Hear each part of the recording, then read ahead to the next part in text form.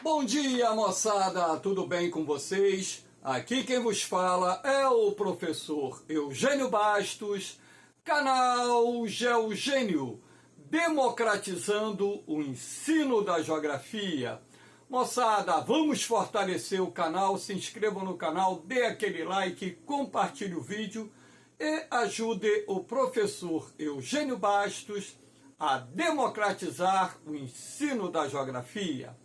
Moçada, no nosso encontro de hoje, eu irei falar sobre os modelos organizacionais de produção industrial, portanto, um tema que cai com muita frequência no vestibular e que é importante vocês terem noções sobre as características básicas de cada modelo organizacional de produção industrial para acertar com facilidade as questões que, porventura, venham ser cobradas. Lembrando que também, na prova da SPSEX, é possível o tema ser cobrado e, sendo assim, é necessário que você tenha esse conhecimento, uma vez que esse tema está vinculado à parte da industrialização mundial. Então, para iniciar o nosso encontro, nós temos aqui 4 imagens. Frederick Taylor, o criador do Taylorismo, Henry Ford, o criador do Fordismo, Sakichi Toyoda, um dos criadores do Toyotismo, e Enti Chavanco, o engenheiro criador do Volvismo. Então, dessa forma, nós iremos analisar as características gerais de cada modelo organizacional de produção industrial. Havendo qualquer dúvida, você faça a sua pergunta na parte dos comentários, que eu terei o máximo prazer de respondê-la. Então vamos começar pela ordem, Pelo Taylorismo, criado por Frederick Winslow Taylor,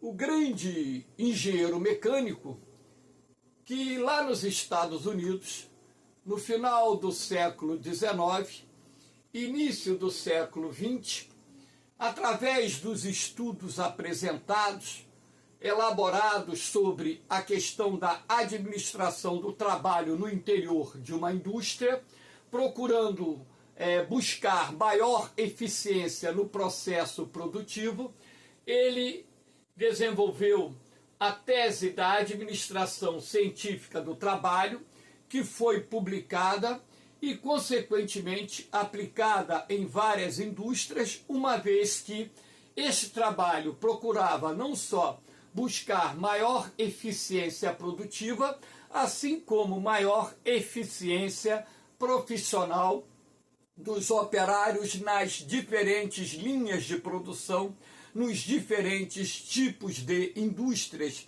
existentes. Então, aqui eu destaquei somente as principais características do Taylorismo. Claro que esse livro, A Administração Científica do Trabalho, ele traz uma tese bastante profunda de um estudo muito bem elaborado para a época, que tinha por finalidade buscar maior eficiência produtiva. Então, aqui nós temos a introdução de metodologias cientificamente testadas,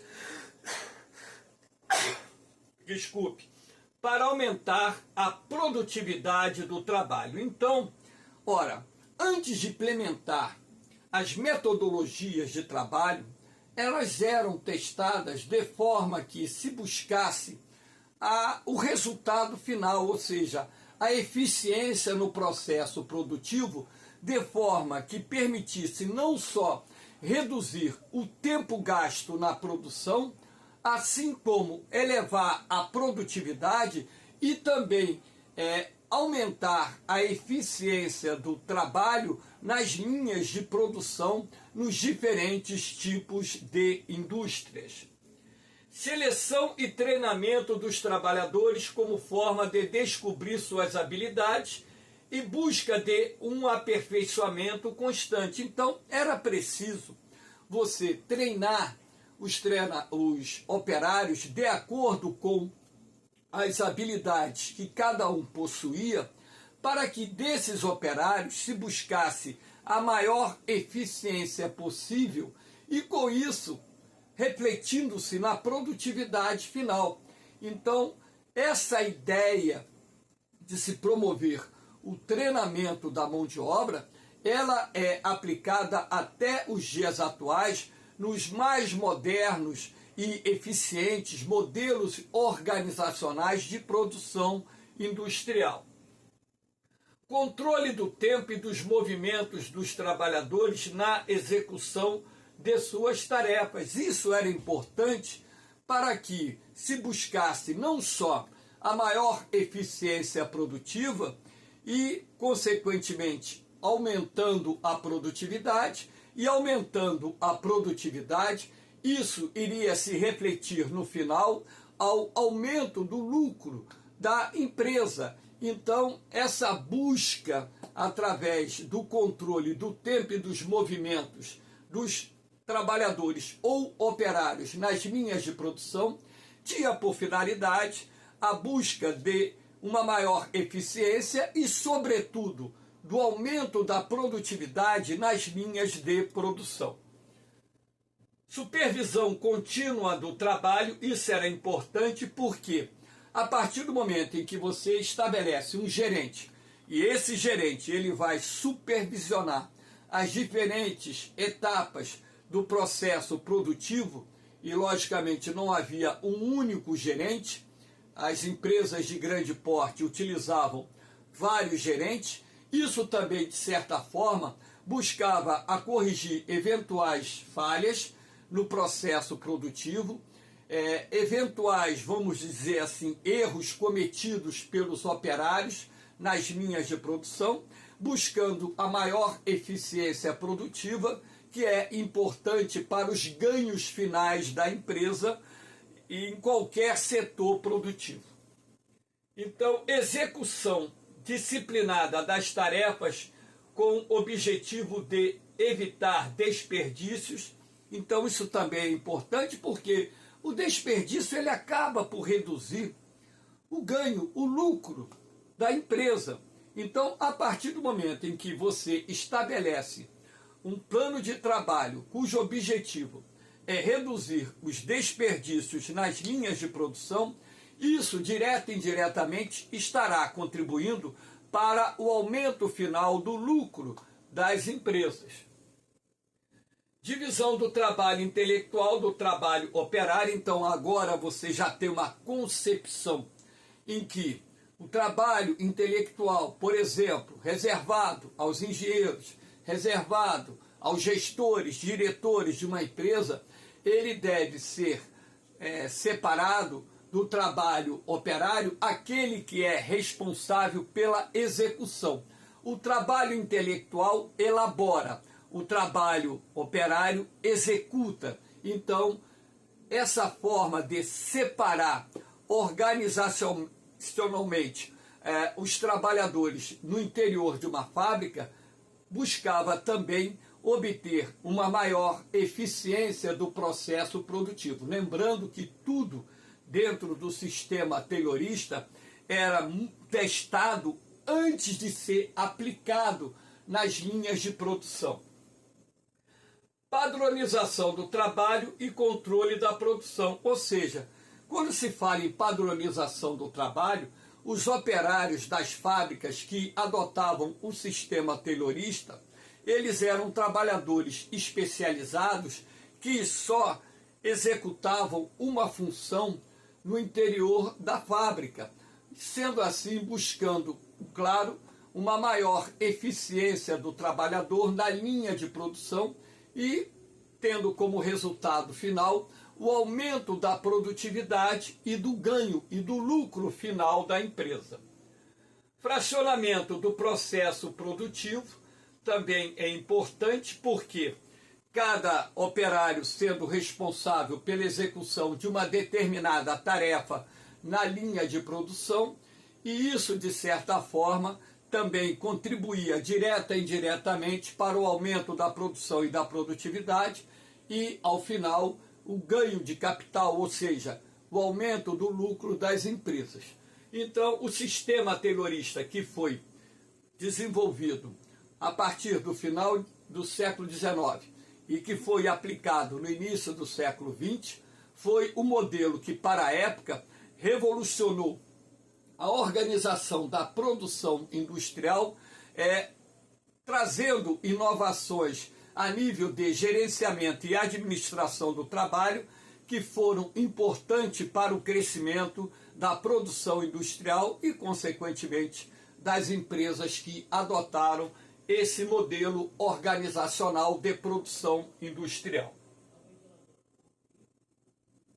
Aqui nós temos o Taylorismo, avaliação periódica do trabalhador. Aqui você tem, por exemplo, essa imagem em que o trabalhador está sendo avaliado pelo gerente, provavelmente aqui também um diretor, na execução da sua tarefa. Isso, de certa forma, era importante porque o trabalhador ele tinha que estar conectado ao princípio da eficiência na elaboração do seu trabalho, de forma, inclusive, a manter o seu emprego, né? E aqui você tem essa outra imagem que mostra o fracionamento do trabalho numa linha de produção que adota o sistema taylorista.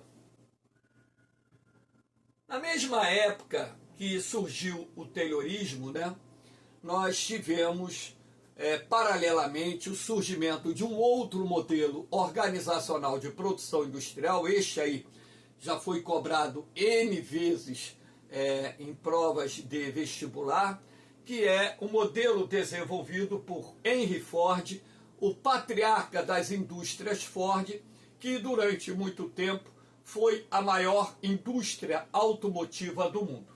Então, o princípio que a gente aprende logo sobre o Fordismo é que a produção em massa exige o consumo em massa. Não adianta você produzir muito se não tiver para quem vender. Então, ora, isso leva uma concepção, traz uma nova concepção a nível da administração científica do trabalho no interior das fábricas da Ford. Todavia, é bom frisar que o Fordismo ele adota também muitos princípios da administração científica do trabalho empregado no sistema taylorista. Aqui nós temos somente as principais características. É claro que, assim como o taylorismo, existem tantas outras características que fazem parte desse modelo organizacional de produção industrial. Então aqui eu estou destacando também algumas das mais importantes características do Fordismo, de forma que vocês tenham noção sobre esse importante modelo organizacional de produção industrial que vigorou até a segunda metade do século XX. Esse modelo, inclusive, ainda está presente em muitas indústrias, sobretudo dos países em desenvolvimento, inclusive aqui no Brasil. Modelo organizacional de produção industrial criado no início do século XX.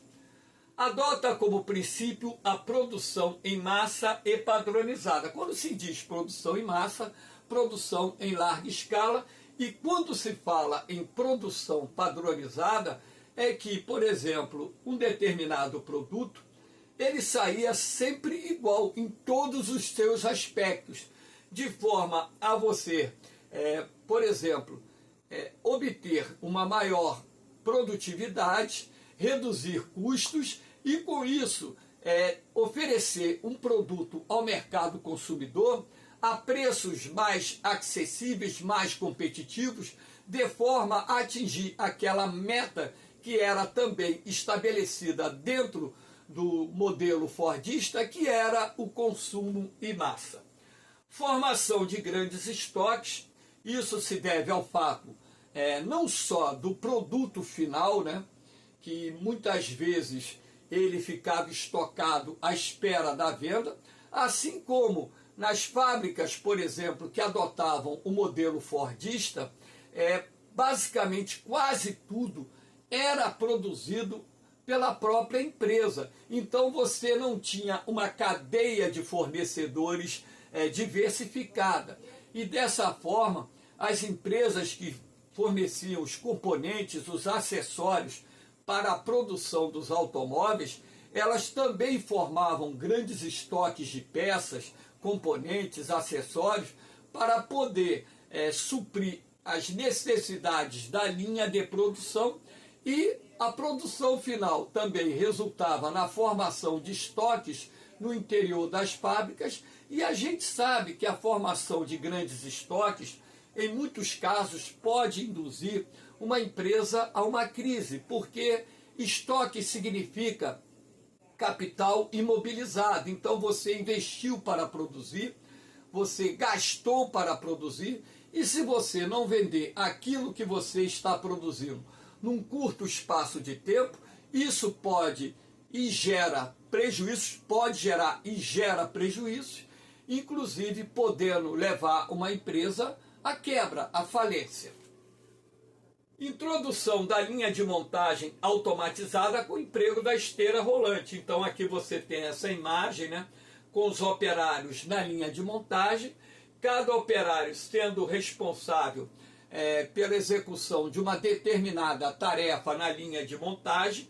Os operários agora não se deslocam, não se movimentam mais, eles ficam parados, e o veículo que está sendo montado, ou os veículos que estão sendo montados, eles vão paulatinamente se movimentando, e cada operário ali vai cumprindo a sua função na colocação de um componente, de uma peça, de um acessório, o que seja, para que se busque maior rapidez na linha de produção, para que o produto seja produzido num espaço de tempo menor. Com isso, você reduz o custo final da produção, o que permite à empresa vender o seu produto a preços mais acessíveis no mercado, e dessa forma ampliar suas vendas, que ao final resultará também no aumento do lucro da empresa. O emprego de trabalhadores especializados no exercício de uma só tarefa, com o objetivo de aumentar a produtividade e reduzir o tempo gasto no processo produtivo, aquilo que eu acabei de mencionar ainda agora. A divisão do trabalho operário do trabalho intelectual, aquele princípio, né, que também foi adotado no sistema organizacional taylorista, né, que é separar o trabalho intelectual dentro da empresa, né, lembrando que esse trabalho intelectual fica a cargo dos engenheiros, dos projetistas, dos diretores do trabalho operário, e lembrando que esse trabalho operário é supervisionado por gerentes de produção, para que se busque uma eficiência grande dos trabalhadores no processo produtivo. Divisão do trabalho operário do trabalho intelectual, acabei de falar agora.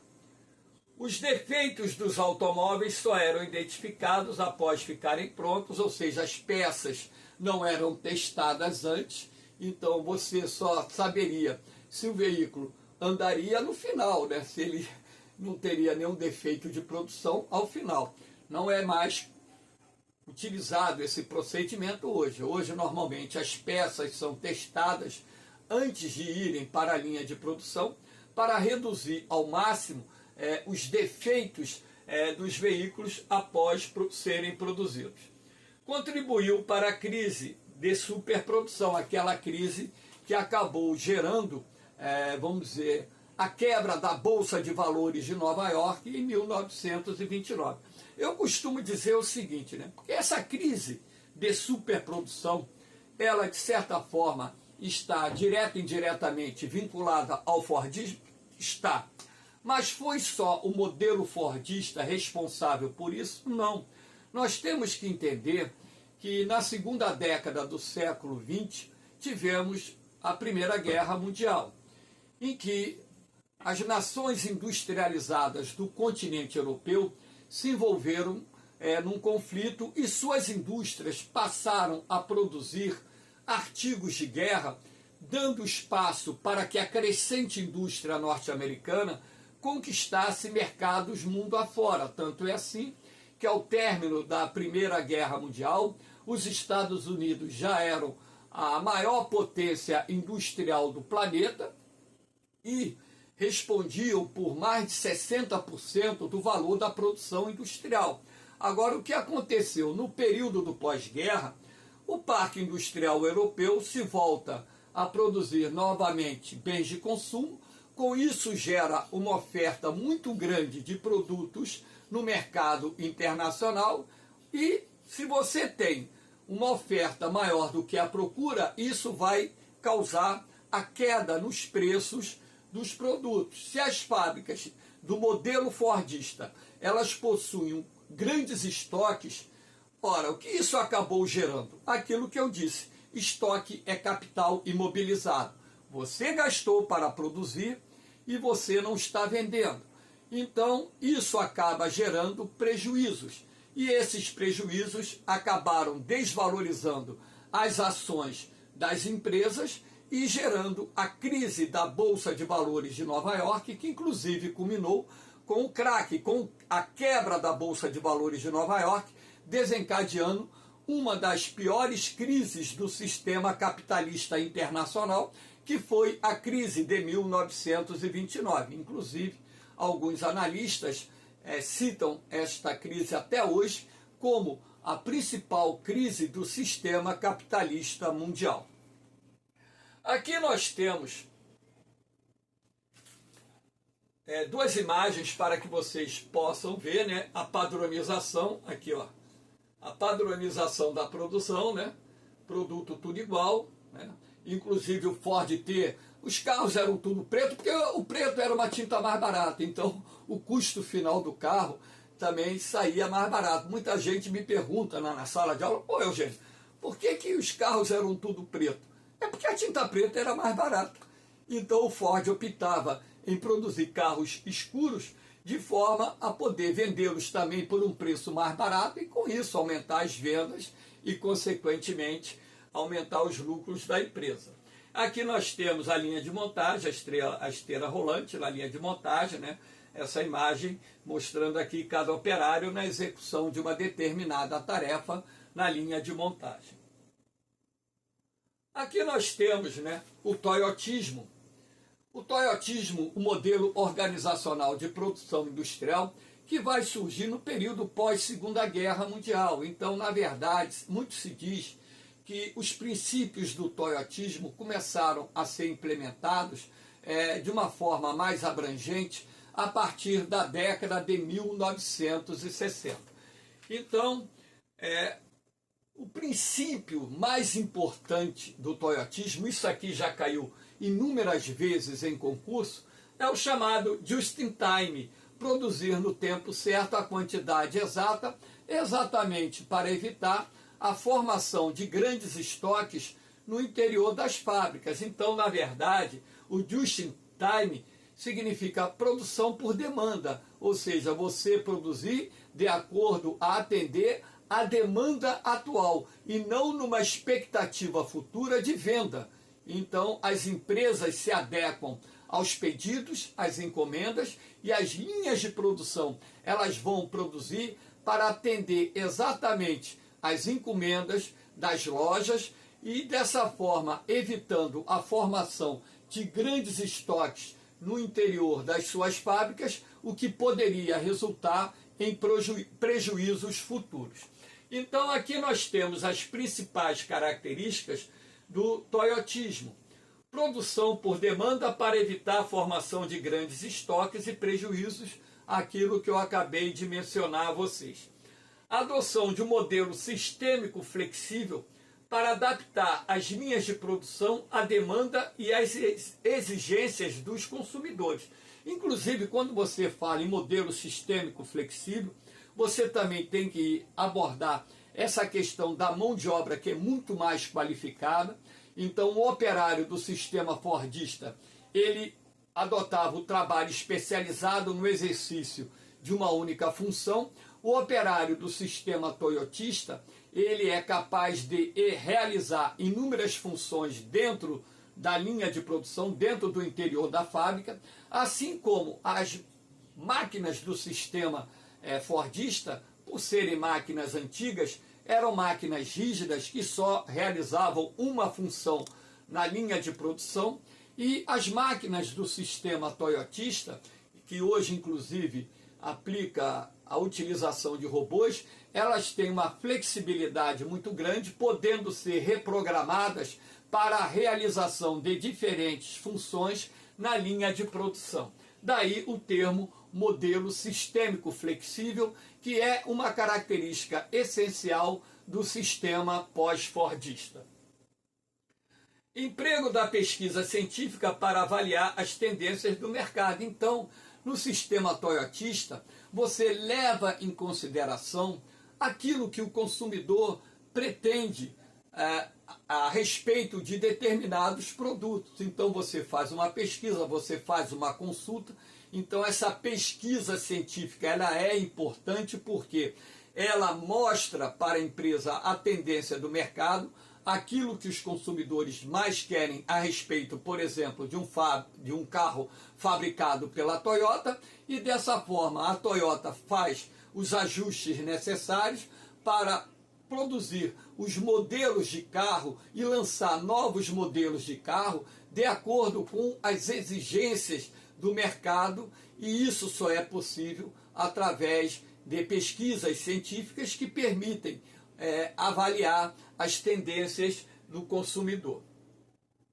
A utilização de trabalhadores qualificados nas linhas de produção após um período de treinamento e trabalho em equipe. É isso que se mostra dentro do sistema toyotista, né, que é o treinamento contínuo dos trabalhadores.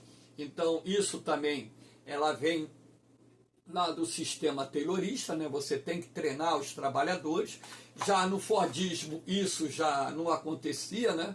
Você não se preocupava em treinar o trabalhador, porque dentro do sistema fordista o trabalhador ele era especializado no exercício de uma única função.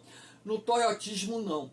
Primeiro você faz um treinamento que pode se estender por vários meses, em que os operários são treinados para trabalhar em equipe, buscar soluções para os problemas que porventura apareçam nas linhas de produção, de maneira que a linha de produção possa obter uma maior eficiência, os produtos ali produzidos possam sair com uma qualidade muito boa, sem apresentar defeitos de fábrica. E sendo assim, a busca incessante pela eficiência, ela depende muito do treinamento e da concepção coletiva do trabalho em equipe para se obter o resultado final obtido pela empresa, ou pretendido, melhor dizendo, pela empresa.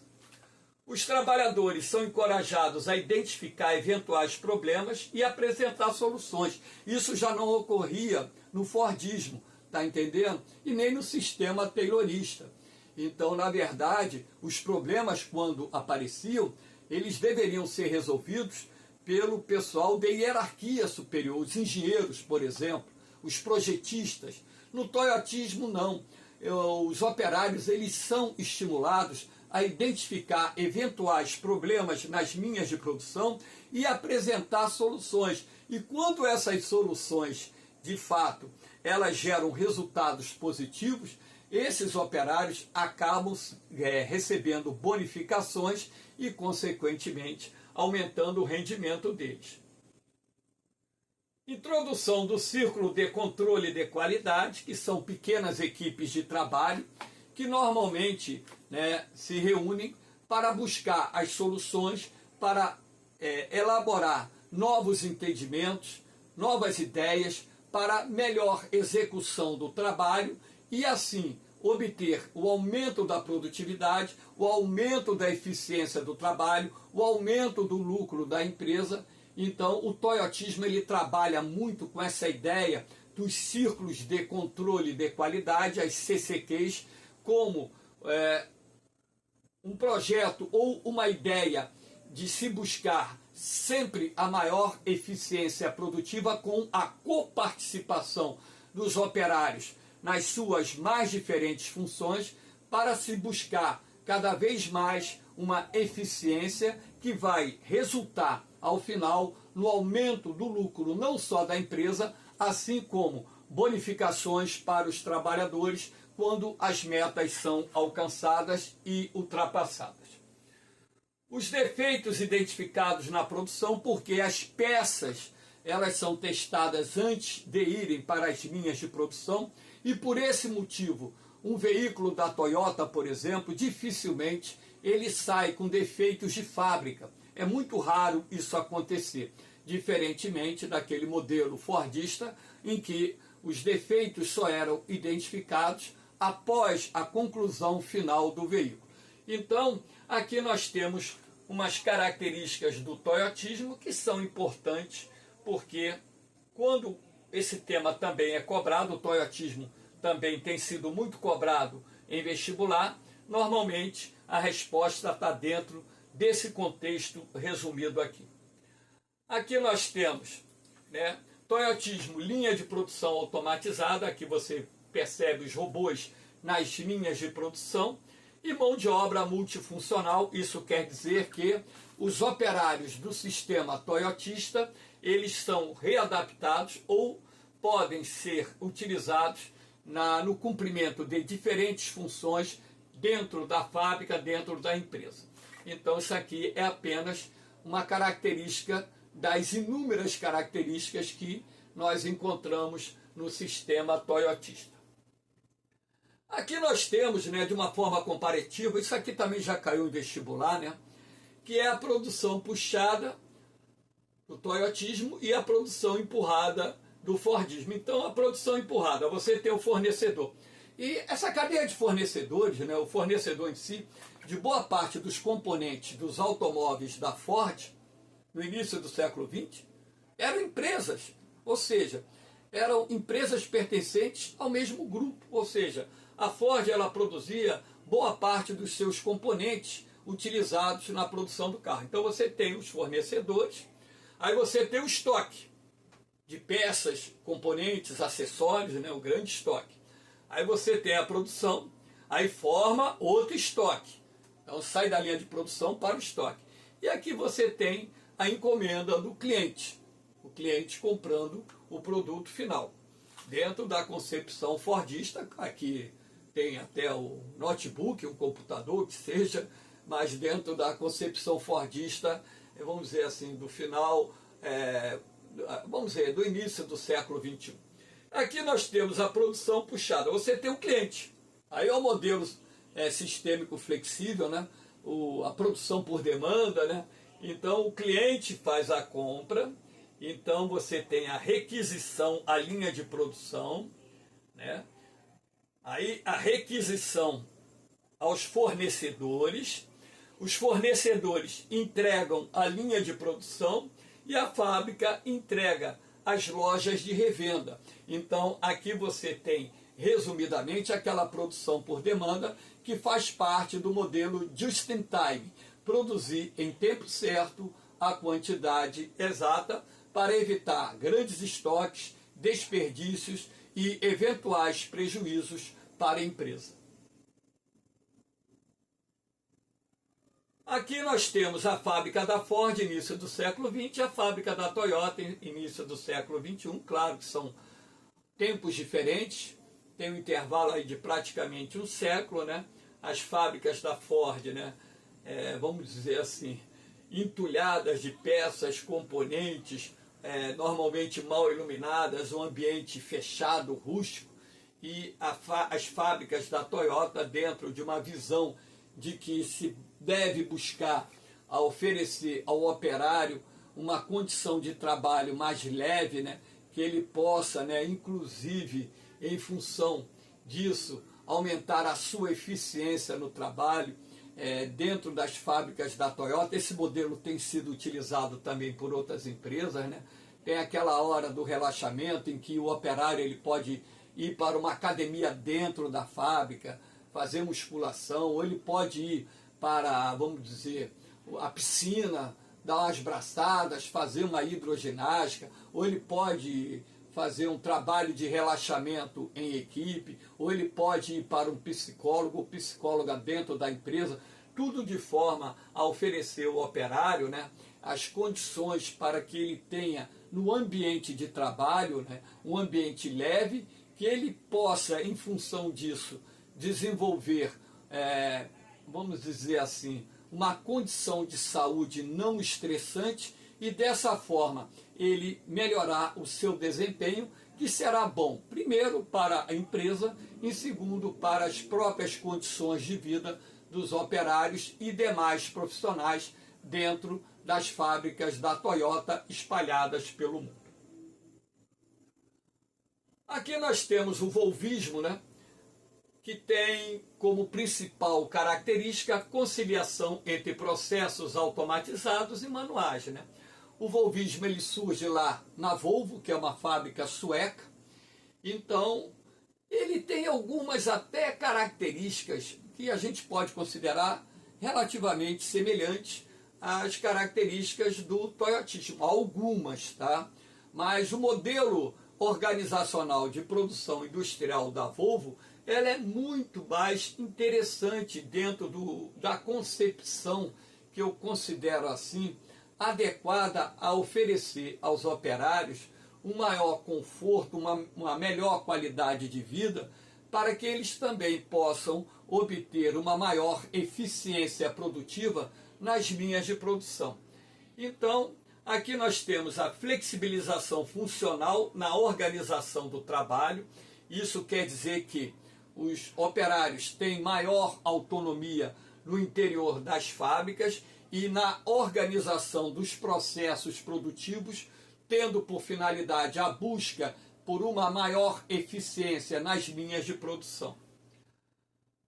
Alternância periódica das funções, ou seja, os operários da Volvo, eles passam por um processo de treinamento que pode se estender por 3, 4 anos.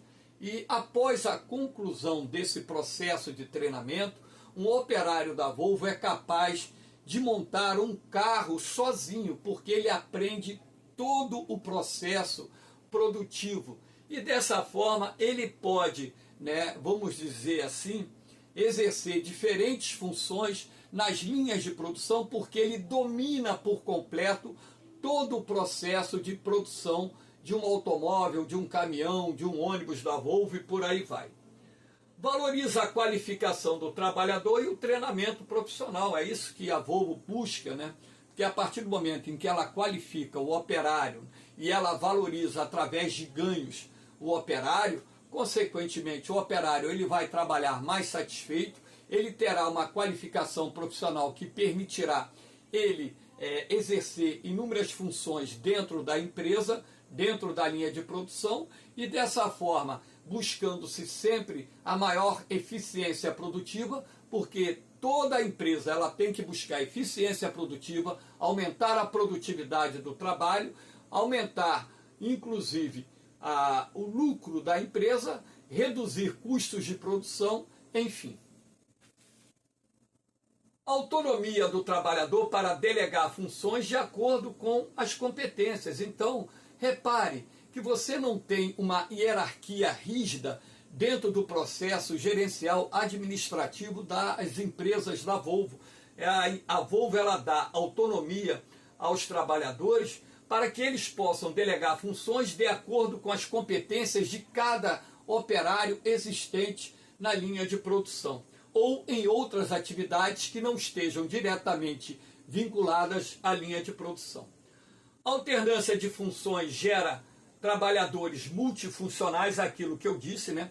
O trabalhador da Volvo, ele passa por um processo de treinamento intensivo, em que ele vai dominar todas as etapas de produção de um automóvel, e depois de 3, 4 anos ele é capaz de montar sozinho um carro da Volvo, porque ele conhece todas as etapas do processo produtivo.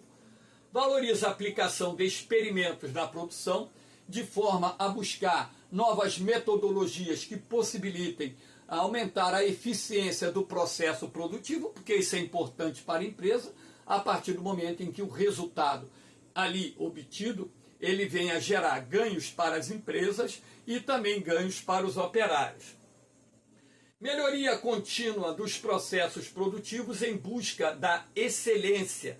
Então, é aquela ideia de sempre procurar aperfeiçoar não só as metodologias de trabalho, mas também todo o processo que direto e indiretamente está vinculado à produção, e a partir do momento em que o resultado aparece, isso beneficia não só a empresa, mas também os operários como um todo. Valoriza o bem-estar do trabalhador, aquela preocupação com a saúde do trabalhador é muito grande dentro do sistema volvista, né? Porque a partir do momento em que o trabalhador ele está bem de saúde, a partir do momento que o trabalhador se sente bem, consequentemente o rendimento do trabalho dele aumenta, a eficiência produtiva aumenta. Isso é bom para a empresa e também, de certa forma, é bom para o trabalhador que se tenha essa preocupação com o bem-estar, com a saúde, com as condições de trabalho, né, do trabalhador nas linhas de produção, para que se busque sempre uma eficiência produtiva que possa, por excelência, resultar em ganhos para as empresas e também para os trabalhadores. Adota o modelo flexível de produção. Então, o toyotismo e o volvismo são modelos sistêmicos flexíveis, porque você também pode observar que nas linhas de produção da Volvo, além de utilizar robôs nas linhas de produção, eles também empregam o trabalho manual. Então, não é um trabalho único e exclusivamente nas linhas de produção que fique a cargo dos robôs industriais, também se utiliza o trabalho manual em conciliação com o trabalho automatizado das máquinas, dos robôs nas linhas de produção, com o objetivo de se buscar uma eficiência produtiva e, consequentemente, aumentar os ganhos da empresa. Aqui nós temos treinamento e qualificação dos trabalhadores, produção flexível. Então, a ideia também do volvismo dentro desse princípio, em que os trabalhadores precisam ser treinados exaustivamente para que se busque desses trabalhadores não só o conhecimento de todo o processo produtivo, como a eficiência do seu trabalho, que vai trazer resultados positivos para a empresa em todos os aspectos. E a produção flexível, adotando aquilo que nós chamamos de sistema pós-fordista ou modelo pós-fordista de produção, que ajusta a produção à demanda do mercado, de forma a se também evitar prejuízos por parte das empresas. Moçada, espero que vocês tenham gostado dessa aula. Essa aula foi gravada no dia 31 de março de 2024. Hoje é domingo de Páscoa. Agora são exatamente 10h50 da manhã. E nesse domingo de Páscoa eu vou desejar a vocês e todas as suas famílias que Deus abençoe seus lares, proteja e que a paz de Cristo esteja com todos nós. Hoje é o dia que celebra a ressurreição de Jesus Cristo, lembrando que o nosso Criador, o nosso Pai maior, o nosso protetor maior, está aqui entre nós. E dessa forma eu realizo essa minha missão de estar gravando aulas em pleno domingo de Páscoa para dar a vocês as condições mínimas necessárias para ter o melhor rendimento possível na prova de geografia. No mais, um beijão no coração de vocês, um forte abraço, fiquem com Deus, eu vou, mas eu volto, hein? Moçada, se inscreva no canal, pô, dá essa força aí.